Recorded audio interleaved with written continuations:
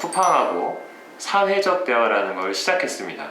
네, 우리가 지금 교섭을 쿠팡하고 계속 해왔는데 사실은 교섭에서 쿠팡 사측은 해태하는 모습, 교섭장에는 나와 있지만 교섭 요구에 대해서 전혀 들어줄 생각이 없는 이런 사실상의 해태하는 모습을 보여왔는데요. 사측이 파업을 해온 겁니다.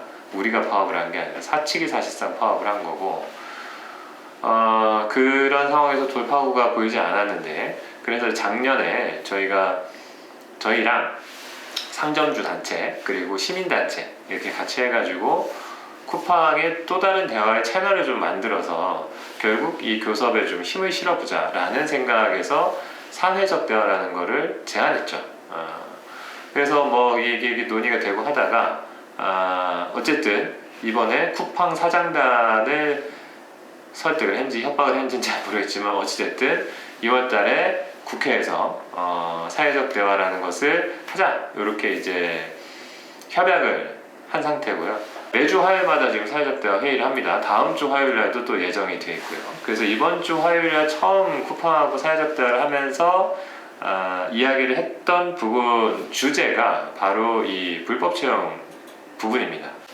우리가 제기했던 핵심적인 부분은 쿠팡에서 불법적인 채용의 문제가 많다, 심각하다. 특히나 플러스가 시작되면서 이 하청업체가 시작이 되면서 이 불법 채용 문제가 더 심화되고 있다 라는 점을 지적을 하였습니다. 물론 이렇다고 해서 그러면 모든 쿠팡 플러스가 문제냐 라고까지 현재 얘기하는 것은 아닙니다. 쿠팡 플러스 지사 중에도 법도 지키고 이렇게 하려는 분들도 있겠죠. 없진 않을 겁니다. 쿠팡 플러스가 한두 개가 아니니까요. 하지만 쿠팡 플러스에 상당히 많은 지사들이 이런 불법 채용의 문제를 가지고 있다. 불법 채용뿐만 아니라 사실은 더 많은 문제들이 있는데요. 돈 떼먹고 나르고 세금 안 내고 이런 문제들도 많은데 어쨌든 우리가 핵심적으로 지적하는 것은 불법 채용 부분이다 라고 지적을 하였습니다. 그랬더니 쿠팡 사측에서는 이렇게 얘기를 했습니다. 실제로 실태가 심각한지 동의할 수 없다. 실태조사 한 게 있냐? 아니면 뭐가 있냐? 무슨 근거가 있냐? 우리는 믿을 수가 없다. 우리는 나름대로 잘 관리하고 있다. 모니터링도 하고 모니터링 한대요. 무슨 모니터링 어떻게 하는지 다음에 꼭 물어봐야 될 것 같은데 어쨌든 나름대로 관리한다는 거예요. 그리고 그걸 넘어서는 것은 사법기관의 영역이기 때문에 우리가 어떻게 할 수가 없다. 이런 얘기를 했어요. 실태를 동의할 수 없다라고 얘기를 하더라고요. 그래서 제가 그분한테 그렇게 질문했습니다. 그러면 실태 조사를 같이 한번 해봅시다. 실제로 문제가 있는지 없는지 한번 확인해 봅시다 라고 또 제가 역제안했죠. 그랬더니 쿠팡 사측에서 쿠팡만 가지고 실태 조사를 하면 안 되고 혹시라도 쿠팡만 문제가 있는 것처럼 보일 수 있기 때문에 이것은 국토부 차원에서 전반적으로 다 해야 되고 이런 식으로 또 이렇게 말을 물타기를 하는 거죠. 그래서 그러다가 또 언성이 살짝 높아지고 어쩌고저쩌고 했는데요.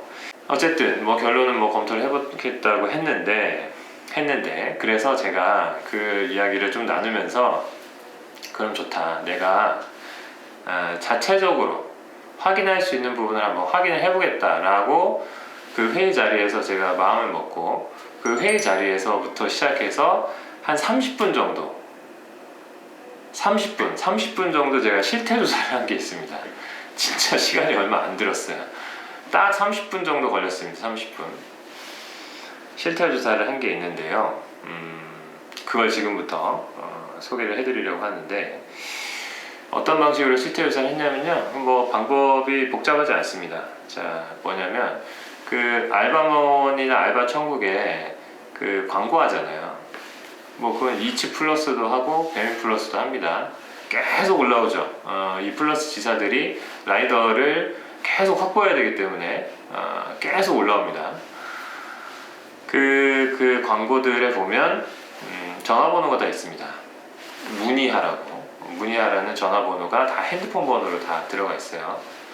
그래서 제가 많이도 안 보고요. 한 7개 정도 봤습니다.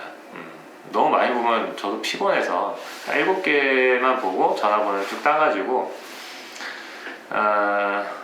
제가 직접 문자를 보내봤습니다. 혹시 외국인 유학생도 라이더 가능한가요? 이렇게 물었습니다. 그냥 이렇게 뭐 아무런 사전 정보 없이 그냥 이렇게 물었어요. 그랬더니 이렇게 답변이 왔습니다. 한 플러스 지사입니다. 한 플러스 지사에서 가능은 한데 바이크는 있어야 해요. 아이디는 대여가 가능합니다.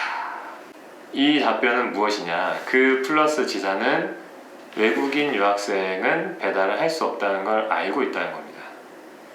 외국인 유학생 비자로는 배달을 못 하잖아요. 제한돼 있잖아요. 뭐 영주권 이상으로 제한돼 있기 때문에 결혼 이민이든 뭐 이런 식으로 여기서 대한민국에서 사실상 거주하는 사람들 아니고서는 유학생 단기적으로 오거나 이런 분들은 배달 못 하잖아요. 근데 이렇게 문자를 물어보니까 너무나도 간단하게 오토바이만 있으면 할 수 있다. 그리고 아이디는 대여할 수 있다. 이 플러스 지사는 작은 플러스 지사가 아닙니다. 요새 플러스도요, 아시는 분들 아시죠? 요새 플러스도요, 프랜차이즈. 규모가 커졌기 때문에 전국적으로 네트워크를 만들어서 같은 이름으로 쫙 이렇게 써요. 광고가 그렇게 돼 있더라고요. 이미지 쫙 이렇게 보면 똑같은 이미지인데 지역이 달라. 뭐 경기도 어디, 서울 어디, 뭐 지방 어디. 이 전국적으로 네트워크가 쫙 돼 있어요. 이런 수준으로 이제 규모가 발달했더라고요. 규모가 크니까 이 플러스 지사들은 쿠팡이츠가 인정한 우수 지사입니다. 그런 지사 중에 한 곳을 제가 그냥 찍어가지고 문자를 보내본 거예요. 네. 뻥쳐서 미안합니다만, 네. 뻥쳐서 미안한데 근데 딱 걸렸네. 네. 이게 딱 처음 보낸 거거든요. 처음 보냈는데 처음 날라온 답변이 아이디가 대여 가능하대요. 그러면 이 플러스 지사는 이미 아이디를 가지고 있다는 거 아니에요. 뭐 몇 개나 있을까요? 모르겠죠. 몇 개나 가지고 있을지 모르죠. 이걸 가지고 자기 이름으로 일할 수 없는, 자기 명의로 일할 수 없는 사람이 오면 빌려줘서 타게 하는 거지. 이렇게 간단하게 실태를 확인할 수 있는데 쿠팡 사측이 모니터링도 하고 우리가 나름대로 관리도 하고 이런다고 해요? 그건 뻥이잖아요. 자, 그래서 제가 또 이렇게 얘기하면 쿠팡 사측이 또 그거 하나만 그렇다 뭐 이런 식으로 또 얘기할까봐 제가 앞서 말씀드린 대로 7개 지사를 찍어가지고 또 물어봤어요. 7개 지사를 찍어서 제가 물어봤는데 그 중에 한 몇 군데가 이 불법 채용, 그러니까 외국인 유학생도 일할 수 있어요? 라고 했을까요? 몇 군데였을 것 같아요? 7개 중에 5곳이 가능하다, 이렇게 답이 왔습니다. 이렇게 답이 온 거예요.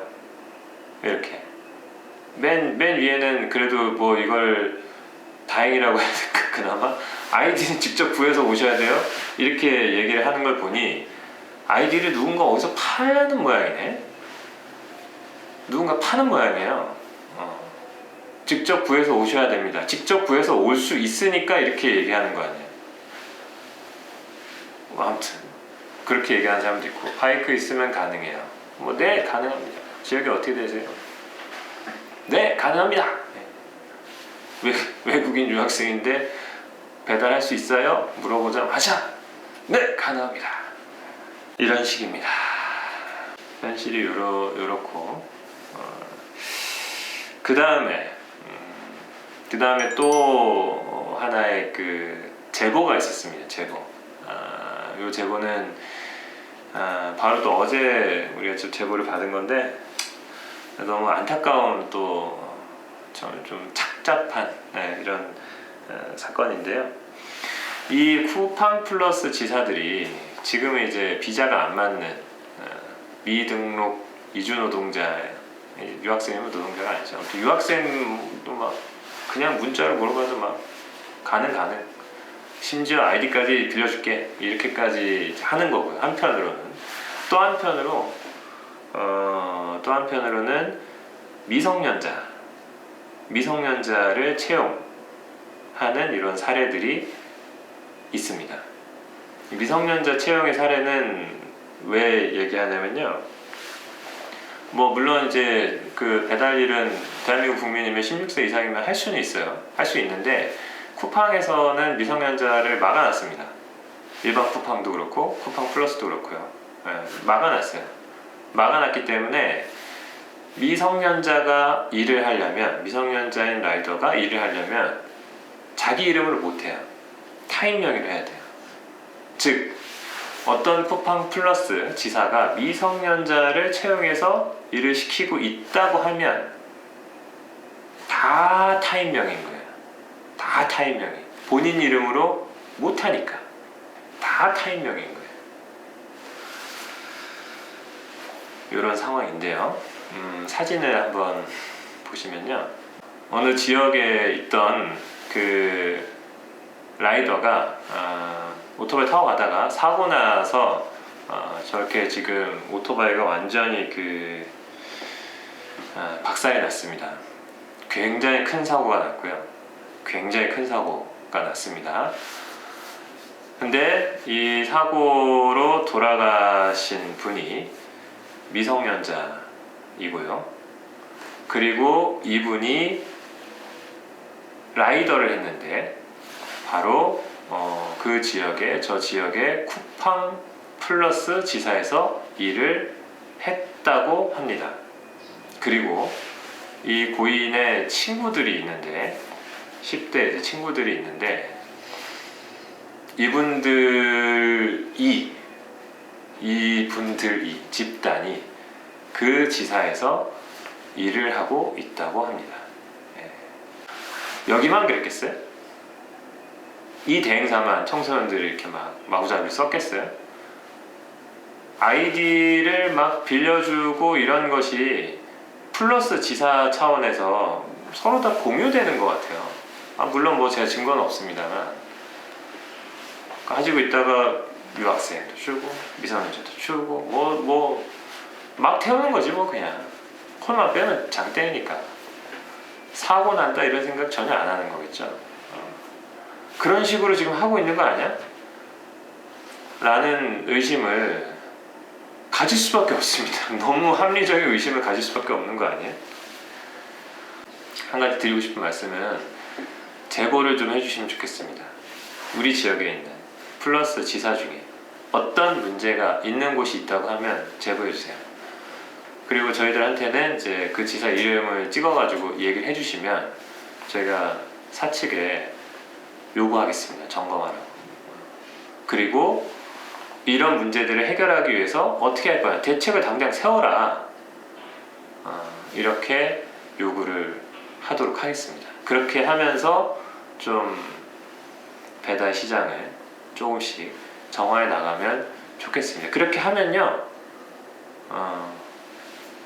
그렇게 하면 어쨌든 뭐 당장 막 모든 게 막 바뀌고 뭐 이러진 않겠지만 조금씩 그래도 개선이 되어 나가지 않을까 생각합니다. 구체적인 사례, 구체적인 사건 이런 것이 중요합니다. 그걸 좀 많은 제보를 해주시면 감사하겠습니다.